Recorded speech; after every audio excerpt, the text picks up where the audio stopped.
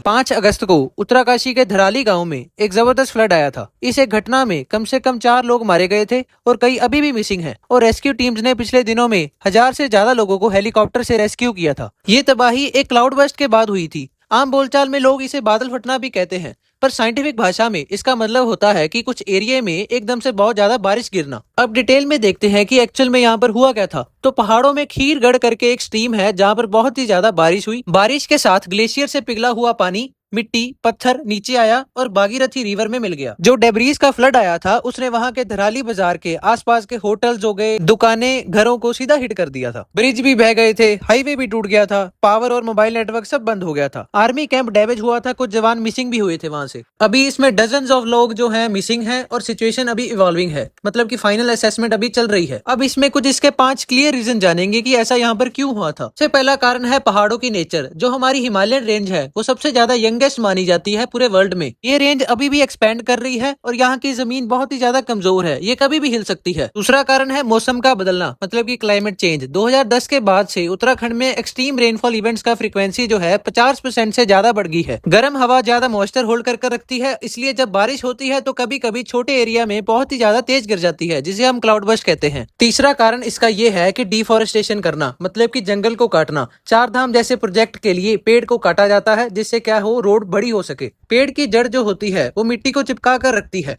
पेड़ काटने से मिट्टी ढीली हो जाती है और फिर बारिश आते ही लैंडस्लाइड हो जाती है। इसका 4th रीजन ये है कि जो रिवर का नेचुरल फ्लो होता है वो डैम के द्वारा रोका जाता है, जिसके कारण क्या होता है कि फ्लड का रिस्क जो है वो बहुत ही ज्यादा बढ़ जाता है। जो टूरिस्ट होटल्स हैं और जो दुकानें हैं वो नदी के पास बनाई गई हैं, तो फ्लड के कारण सबसे ज्यादा डैमेज इन्हें ही होता है। पहले भी ऐसे इंसिडेंट्स हो चुके हैं, जैसे कि 2013 में हुआ केदारनाथ फ्लड, 2021 में चमोली डिजास्टर। हर साल छोटे बड़े फ्लड्स और क्लाउड बर्स्ट हिमालयन रीजन में होते रहते हैं। एक्सपर्ट कहते हैं कि आने वाले 10-15 साल में फ्लड्स और लैंडस्लाइड्स की फ्रीक्वेंसी जो है वो डबल भी हो सकती है। अगर हम इस चीज को लेकर कोई भी प्लानिंग नहीं करेंगे तो हर मॉनसून एक बड़ी ट्रेजेडी ला सकता है। अब अगर हम गवर्नमेंट के लेवल पर सोल्यूशंस की बात करें तो सबसे पहला सोल्यूशन है कि रिस्की कंस्ट्रक्शन है उसे बैन कर देना चाहिए। जो फ्लड एरियाज हैं जहां पर पता है कि फ्लड आता रहता है, वहां पर कोई भी नया होटल, घर या फिर दुकान नहीं बननी चाहिए। इसका मतलब है कि जो जगह हर साल बारिश से डैमेज होती है वहां सरकार बिल्डिंग परमिशन कैंसिल करे। हर गाँव में अर्ली वार्निंग सिस्टम जैसे कि सायरन्स और SMS के थ्रू लोगों को वार्न कर देना चाहिए, ताकि वो पहले से ही अवेयर हो जाए। अब लोगों को भी अपने तरफ से अवेयर होना पड़ेगा, जैसे कि स्कूल्स हैं, मंदिर हैं, पंचायत भवन है, वहां पर ड्रिल्स रेगुलरली कंडक्ट करनी चाहिए, ताकि जो है लोगों को पता लगे कि फर्स्ट एड ट्रेनिंग कैसे होती है, रेस्क्यू कैसे किया जाता है। तबाही का कारण सिर्फ मौसम नहीं है, हमारे फैसले भी होते हैं। लेकिन अगर हमने कुछ नहीं बदला तो हर साल ये तस्वीरें दोबारा दिखेंगी।